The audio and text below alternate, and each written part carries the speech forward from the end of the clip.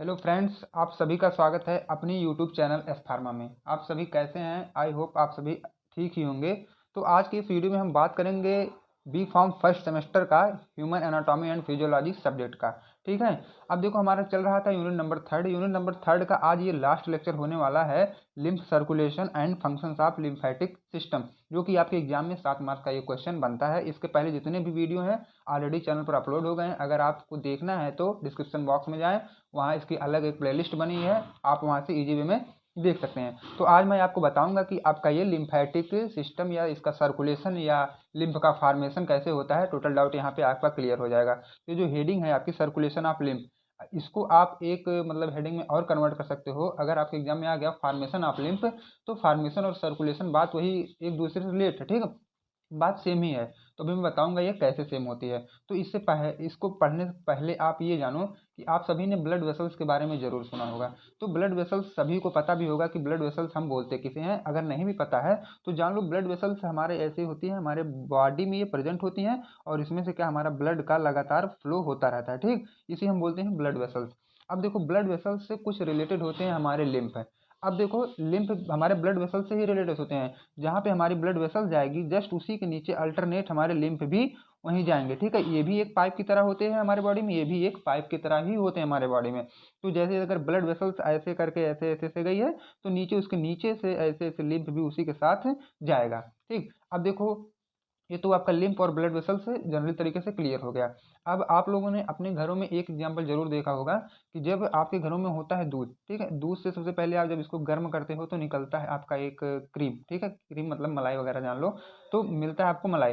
फिर आप मलाई से क्या बनाते हो? घी बना लेते हो। ठीक, तो आपका क्या है, आपको मैंने दूध दिया ना, तो दूध में ही तो प्रेजेंट है, घी भी प्रेजेंट है, मलाई भी प्रेजेंट है। तो एक चीज से क्या है, दो तीन चीज आपने निकाल ली। वैसे हमारा जो लिम्फ होता है वो आपके ब्लड में ही प्रेजेंट होता है लिम्फ, लेकिन क्या है, ये कुछ अलग नेचर के दिखेंगे। ठीक है, ये हमारे ब्लड में ही प्रेजेंट होते हैं लिम्फ। अब देखो, ये सब कोरिलेट हुआ कि नहीं? जैसे हमारे दूध में ही घी प्रेजेंट है, वैसे हमारे ब्लड में ही लिम्फ प्रेजेंट है। लेकिन हमें यही तो समझना है कि ये कैसे निकलते हैं, कहाँ फ्लो करते हैं, यही सब मैं आज आपको बता दूंगा। तो आपने ये ब्लड वेसल्स और लिम्फ, तो लिम्फ वेसल्स दोनों का डाउट आपको क्लियर हो गया।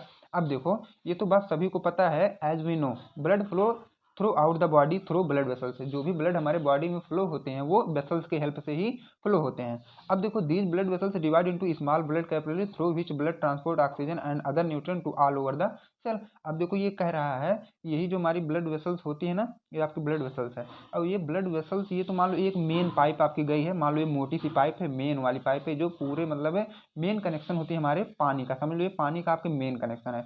अब छोटे छोटे क्या है, किनारे किनारे आपके छोटे छोटे और भी खेत बने हुए हैं, जो कि और भी खेत में आपको पानी जाना है। तो ये छोटे छोटे आप छोटी सी पाइप और लगा दोगे इस खेत के लिए। तो ऐसे होता है हमारे बॉडी में कि एक मेन वेसल्स होती हैं, वेसल से छोटे छोटे और भी कैपिलरी जुड़ी होती हैं, जो बॉडी में हर एक पार्ट तक क्या है, ये ऑक्सीजन और न्यूट्रिएंट सब प्रोवाइड करवाती हैं। तो यही लिखा गया है कि ये कॉम्प्लेक्स नेटवर्क होता है जो पूरी बॉडी में फैला होता है, न्यूट्रिएंट्स और ऑक्सीजन को ट्रांसपोर्ट करने के लिए पूरे बॉडी में। ठीक, अब देखो, यहाँ तक का आपका डाउट क्लियर हुआ होगा। अब मैं आपको बताऊंगा सीधा सीधा कि लिम्फ और डीप में क्या होता है। तो सभी ने ब्लड के बारे में जरूर सुना होगा या तो जरूर जानते होंगे। ये देखो, आपका एक बूंद ब्लड है। ठीक है, समझ लो, केवल एक बूंद आपका ये ब्लड है जिसमें प्रेजेंट होते हैं हमारे आरबीसी, डब्ल्यूबीसी और प्लेटलेट। ठीक है, सभी लोग प्रेजेंट यहाँ पे होते हैं। अब जब हम इसी ब्लड को फिल्टर करेंगे, ठीक है, जब आप इसे को छान दोगे तो इसमें से निकलेगा, मान लो, और सभी को अलग कर दो और डब्ल्यूबीसी को अलग कर दो, तो हमारा सपोज करो कि ये डब्ल्यूबीसी मिल गया। अब इसी डब्ल्यूबीसी को आप लिम्फ बोल सकते हो। ठीक है, अब ये तो क्या है, जितने भी हैं सब एक ही वेसल्स में तो फ्लो होंगे, ब्लड हमारा एक ही वेसल्स में फ्लो होगा और ब्लड में सभी चीज प्रेजेंट, आरबीसी, डब्ल्यूबीसी, प्लेटलेट और लिम्फ भी इसी में प्रेजेंट है।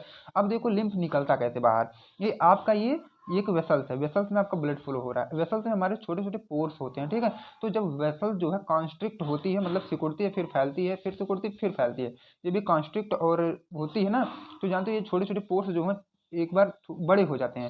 तो जब ये बड़े हो जाते हैं तो डब्ल्यूबीसी इसी के नीचे आ जाता है। ठीक है, फिल्टर होकर फिर नीचे आ जाता है। तो डब्ल्यूबीसी जब अलग हो जाता है, तो मैं इसके पहले आपको यही बताया था कि ब्लड वेसल्स के नीचे नीचे एक और पाइप जाती है, उसको हम बोलते हैं लिम्फेटिक वेसल।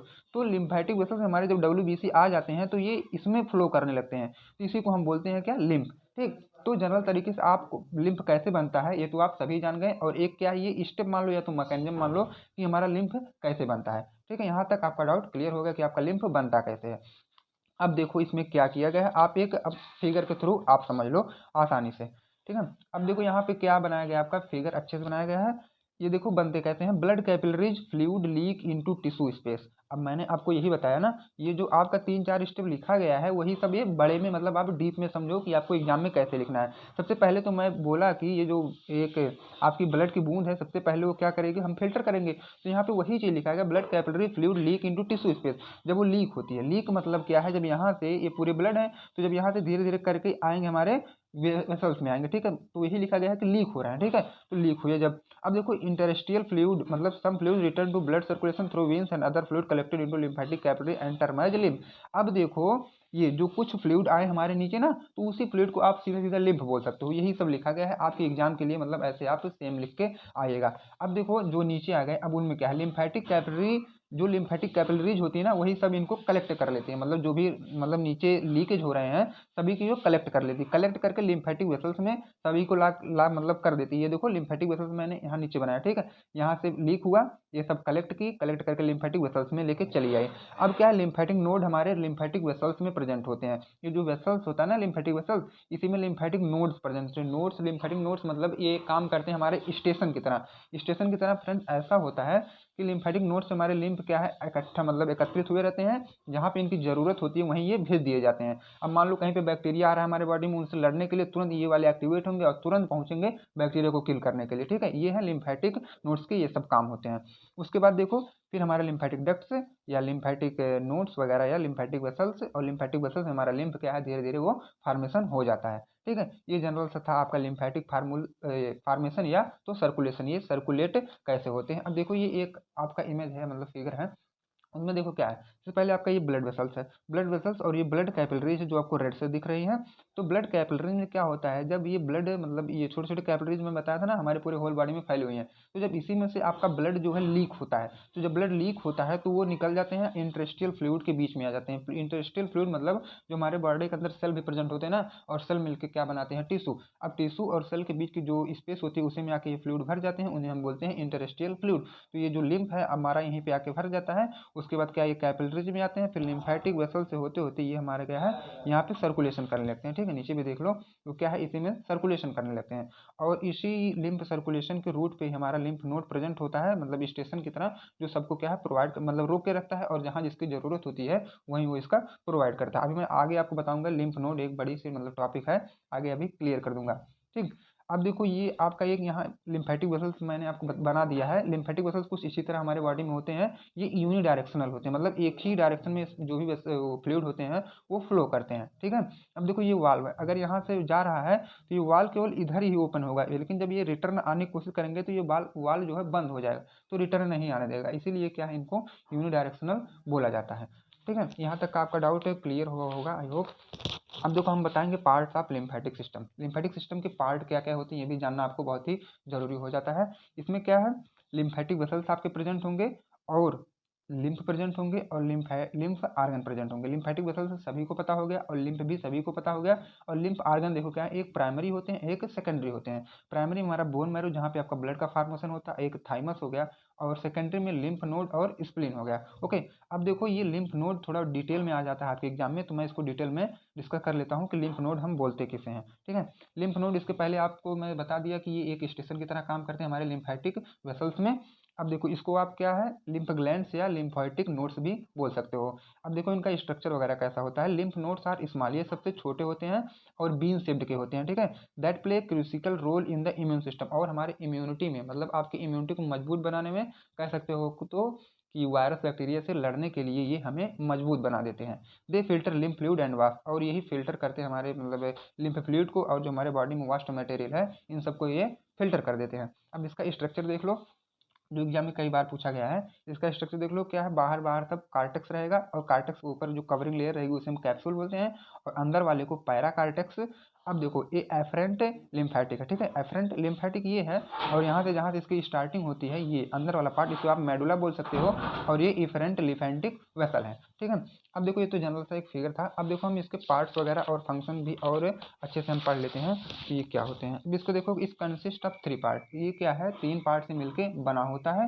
पहला कार्टेक्स, दूसरा पैरा कार्टेक्स, और तीसरा होता है आपका मेडुला, ठीक है। कॉर्टेक्स देखो क्या होता है, it is the outer zone, ये मैंने आपको फिगर में ही दिखा दिया कि ये आउटर जोन होते हैं, डेंसली पैक होते हैं लिम्फोसाइट से, और फ्रॉम विच लिम्फ इंटर, जहाँ से लिम्फ हमारा इंटर होता है, ठीक है। अब देखो पैरा कॉर्टेक्स क्या होता है, it is present between the cortex, ये कॉर्टेक्स के बीच में प्रेजेंट होते हैं, और medulla and comprises of T lymphocyte, इनमें क्या प्रेजेंट होता है, टी लिम्फोसाइट प्रेजेंट होता है। अब देखो मेडुला हम किसे बोलते हैं, ठीक है। मेडुला भी बहुत ही आसान होता है, it is densely occupy by microphages, ये क्या है, माइक्रोफेज से क्या घिरे होते हैं, the beta cell and the antibody producing plasma cell. अब देखो प्लाज्मा सेल क्या करता है, बीटा सेल और एंटीबॉडी को क्या प्रोड्यूस करता है, migrate from cortex into medulla, जो कि कहाँ तक फैले होते हैं, मेडुला से कॉर्टेक्स तक ये फैले होते हैं। अब इनका देखो लिम्फेटिक सिस्टम का ये फंक्शन कभी कभी 2 मार्क्स में भी पूछ लिया जाता है कि फंक्शन ऑफ लिम्फेटिक सिस्टम, तो मैं यहाँ 2-3 फंक्शन आपको बता दे रहा हूँ, जो अगर आपके एग्जाम में आए तो इसी वे से आप लिख के चले जाएगा। तो पहला वास्ट रिमूवल है, दूसरा फ्लूइड बैलेंस को मेंटेन करता है, तीसरा क्या है, डिटॉक्सिफिकेशन। अब देखो वास्ट मटेरियल हम क्यों बोल रहे हैं, remove vast toxin and access fluid from tissue and organ, ये क्या करता है, हमारे जो टिश्यू वगैरह ऑर्गन सेल से जितने भी वास्ट मटेरियल या एक्सेस फ्लूइड होते हैं इनको ये बाहर कर देता है। और ये जो फ्लूइड बैलेंस, ये हमारे बॉडी के अंदर जितने भी फ्लूइड मतलब हैं सबको ये मेंटेन करके रखता है, ठीक है, ना किसी को बढ़ने देगा ना किसी को घटने देगा, ठीक है।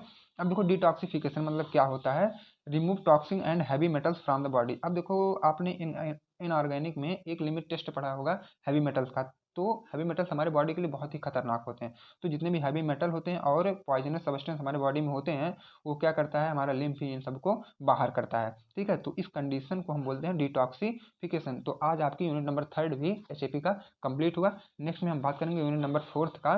तो फ्रेंड्स अगर आप चैनल पर नए हैं तो प्लीज़ चैनल को सब्सक्राइब कर दीजिए ताकि नेक्स्ट वाली वीडियो का इन्फॉर्मेशन सबसे पहले आप तक पहुँच सके। तो इसके बाद हम आपसे मिलेंगे यूनिट नंबर 4 में और पेरिफेरल नर्वस सिस्टम के साथ। तब तक के friends thank you, bye bye, take care.